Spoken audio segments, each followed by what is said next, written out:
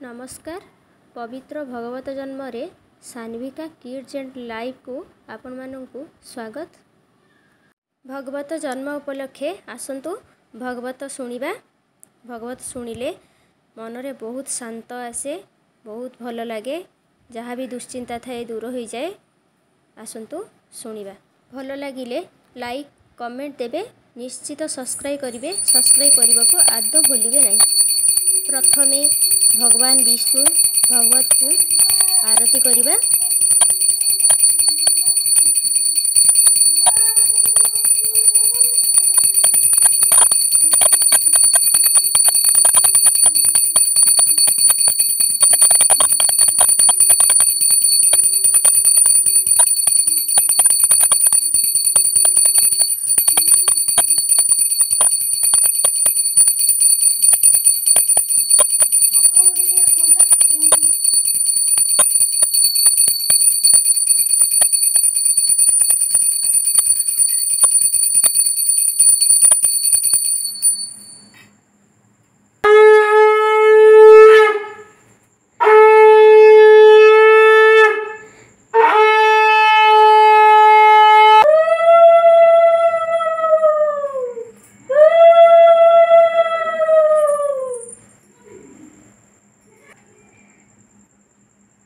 भगवते वासुदेवाय नमः। श्रीमद् भागवत एकादश स्कंध आरंभ। गोविंद गोविंद गोविंद पदु गळुछि मकरंद से मकरंद पान करी हे तरिले ब्रजनारी श्रेव जनारी कपयरे मन मथौ निरन्तरे मन निरन्तरे थाऊ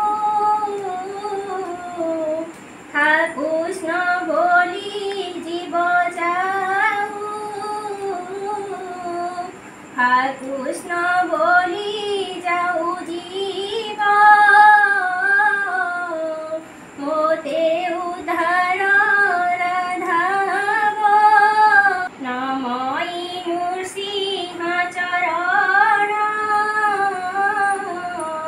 अनादि परम कारण लीला विधृत करे देव मानवे अगोचर माया संसारे जार लीला जानाम भव लये भेला करुणा कटाक्ष प्रकाशे भगत जन दुख नाशे से हरि चरित प्रकाशे श्री भागवत एकादशे ए भागवत धर्म कथा हेरे खंडई भव व्यथा नारद वसुदेव वाणी निमिराजन नवमुनि उद्धव निस्तारण वाणी जहा कहिले चक्रपाणी से कथा प्रकृते प्रकाश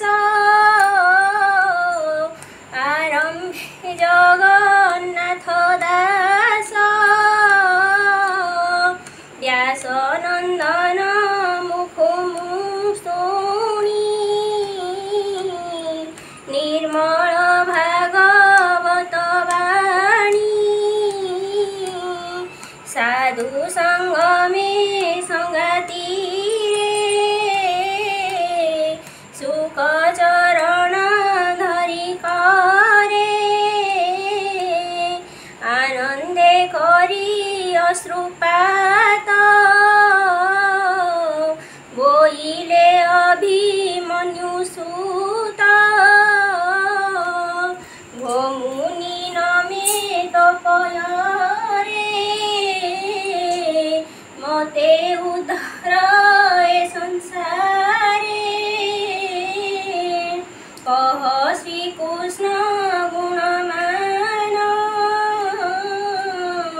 पुनि की कले भगवान कहन्ति व्यासंक तनुज शुण परीक्षा महाराज देवंक व्याकुले मुरारी अंशे मनुष्य देह हरि दुर्जन दुष्ट गण मारी अवनी भारा हेळे हरि लावण्य रुतेजन मोहि प्राणी नयने सुख देई से रूप करी अध अंत ध्यान हरिले प्रणाम प्राणीकर मन कृष्ण कोमल मृत बाणी जे अबा करे थिले शुणी तेणु ताहांक चित हरि अंतर होइले मुरारी कृष्णर पाद पद्म चिन्ह सुंदर मंथर गमन जे अबा देखिथिले जन सुंदर मंथन गमन से रूपे तांक मन हरि निज भवने विजे हरि पुरु पांडव मध्ये हरि माया कंदळे भेद करी कपट भाषा वनवास आकर्षि द्रौपदीर बेकेश भीमकु विष लडु देई जतुर घरे अग्निदाही ए आदि जेते कष्ट मान पांडवे देला दुर्योधन से अपमाने मानवही संगते घेनी पांच भाई निमित्त करी तांकु हरि अनेक अक्षणी मारी धारानी बारी भगवान अन्ते चलिले निज स्थान अखंड निज वंश कोपे किंपा हरिले ब्रह्म शापे जाहार माया जोग बळे ईश्वर खेळे मही तळे से ब्रह्म शाप नर हरि हेळे पाई रईयान करी सर्व संपद निज पुरी मायार बळे ता संहारी करी भियाई निज वंशे संहारी विश्रामिले शेषे अनल बनुजात होई जेने भिली भई बनवरी से जदु वंश मही तळे क्षरुहन्ति विपुल बळे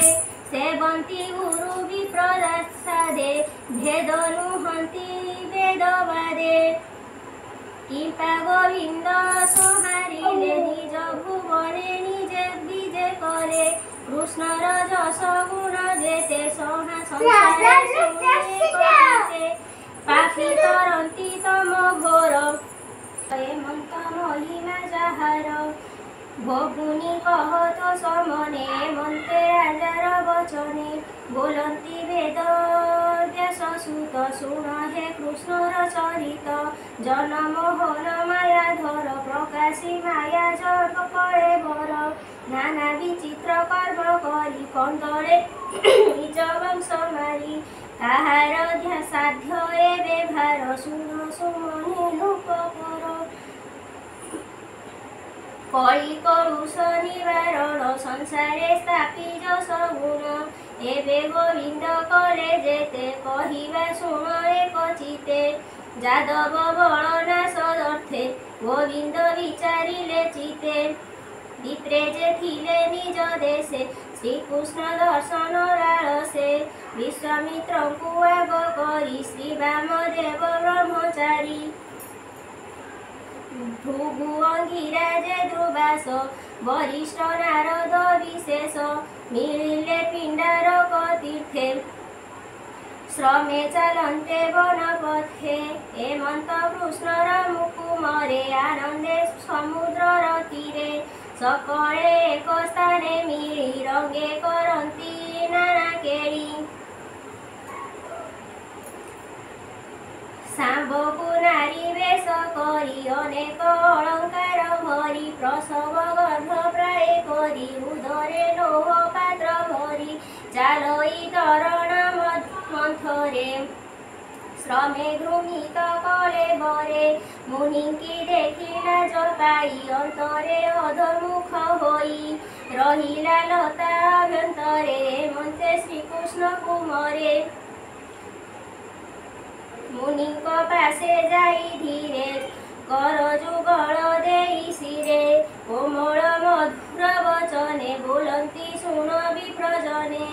ଯାଦବ ବଂଶ ନାରୀ ଏହି ଅନେକ ଦିନୁ ଗର୍ଭ ବହି ପ୍ରସବ ନୋହେ କି କାରଣେ କହିଲୁ ତୁମ୍ଭର ଚରଣେ ଲାଜେ ନ ରହେ ତୁମ୍ଭ ଆଗେ ଚଳି ନ ପାରେ ଶ୍ରମ ଭାଗେ ତୁମ୍ଭେ ସର୍ବଜ୍ଞ ଜନ ସାର କି ଅଛି ଗର୍ଭରେ ହାର ଶୁଣିନ ତାଙ୍କର ବଚନ କୋପେ ବୋଇଲେ ମୁନିଜନ ଏ ନାରୀ ଗର୍ଭବାସ ବାଣୀ ଆମ୍ଭେ ଜାଣିଲୁ ପରିମାଣୀ ଏହାର ଗର୍ଭେ ଅଛି ବାଳ ନିଷ୍ଠୁର ଲୁହର ମୁଷଳ ଆଜ ଏ ଗ୍ରଭ ପରସ୍ପଶବିବ ତୁମ୍ଭର ବଂଶ ବିନାଶିବ କୁଳମୂଷୁଳେ କରିନାଶ ଭୂମିରେ ଯେତେ ଯଦୁବଂଶ ହେମନ୍ତେ କହି ଗଲେ ମୁନି କୃଷ୍ଣକୁ ମରେ ତାହା ଶୁଣି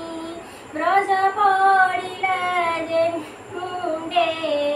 ଶାମ୍ବକୁ ଘେନି ରାଜଦାଣ୍ଡେ ତକ୍ଷଣେ ଲୋହ ପାତ୍ର ଖେଇ ପେଟେ ଖୋଜନ୍ତି ହସ୍ତ ଦେଇ କର୍କଶ ବିଙ୍ଗଳ ପିଥିଳ ଦେଖିଲେ କୋହଳ କୁଶଳ ଗର୍ଭୁ ପଡ଼ିଲା ବଜ୍ର ପ୍ରାୟେ ଦେଖିଲ କମ୍ପିଲେ ବଏ ଲୁହ ମୁଷଳ ତେଜ ଭରେ ଚକ୍ଷୁ ବୁଜିଲେ ନିଜ ପରେ ବୁଲନ୍ତି କଲୁ କମଦ କର୍ମ ଗୀତା ବୋଲିବେ କୃଷ୍ଣ ରାମ ହେମନ୍ତେ ଗୋବିନ୍ଦର ସୁତେ ଲୁହ ମୁଷଳ ଘେନି ହସ୍ତେ ଉଗ୍ରସେନର ସଭା ତଳେ ମିଳିଲେ ହୃଦୟ ଚଞ୍ଚଳେ ଲୋହ ମୁଷଳ ତଳେ ଥୋଇ କହନ୍ତି ମୋ ସଭା ମୁଖ ଚାହିଁ ଆମ୍ଭେ ଯେ କ୍ରୀଡ଼ା କୌତୁକେ ଖେଳନ୍ତେ ତୀର୍ଥ ପିଣ୍ଡାରକେ ଶାମ୍ବକୁ ନାରୀ ବେଶ କରି ଉଦରେ ଲୋହ ପାତ୍ର ଭରି ମୁନିଙ୍କୁ ପଚାରିଲୁ ଭାବେ ଗର୍ଭ ପ୍ରସବ ପ୍ରସ୍ତାବେ ଶୁଣି କପିଲେ ମୁନି ଭ୍ରମେ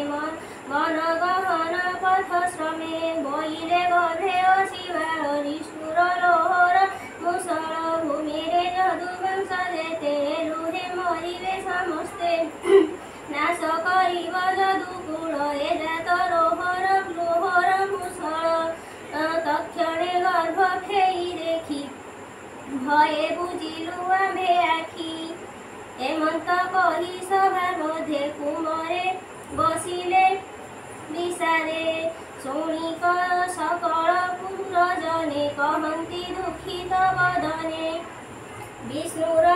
ବିପ୍ରକୋପାନଳ ଦହଇ ଭୁବନ ମଣ୍ଡଳ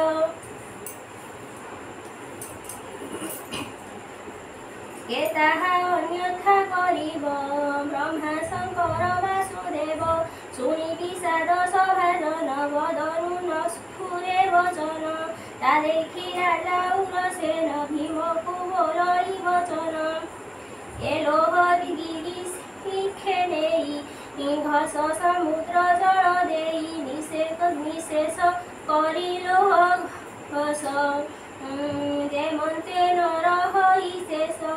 ତକ୍ଷଣେ ରାଜା ଆଜ୍ଞା ପାଇ ମୁଷଳ ଘେନି ବେଗେ ଯାଇ ପର୍ବତେ ସମୁଦ୍ର ଜଳେ ଲୋହ ଘଷିଲେ ଭୁଜ ବଳେ हसन्ते लोह चूर्ण होई पड़ती समुद्र जाई अनेक दिन घसिलु से अल्प रहे अवशेषे अंगुली छिड़े घर शणे निष्ठुर निशेष करणे न पारी पकाइले जड़े घोर गंभीर मीन मेले लोभ पड़ते घोर पानी आहार प्राय ताहा मणि मीन गिरिला अति बेगे से मीन मत्स्यगण संगे चरन्ते समुद्रर कूले जाले पड़िला रात्रि काले धीवर नेई मीन एका जारा सबरे देला देखा मीन काटन्ते तार घरे लोह देखिला ता उदरे